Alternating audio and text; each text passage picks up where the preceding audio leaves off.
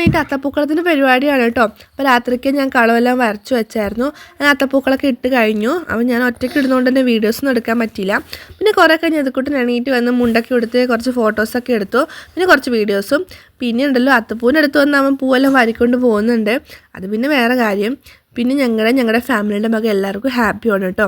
അപ്പോൾ ഓണായി കഴിഞ്ഞുകൊണ്ട് തന്നെ നമുക്ക് ഉച്ചയാകുമ്പോഴത്തേക്കും ഒരു സദ്യയെല്ലാം പതിവാണല്ലോ. അങ്ങനെ ഞങ്ങൾ കുറച്ച് സദ്യയൊക്കെ ആക്കി, കുറച്ച് കറികളും സദ്യയും പായസവും ഒക്കെ ആക്കി ഞങ്ങൾ സദ്യ കഴിക്കുകയാണ്.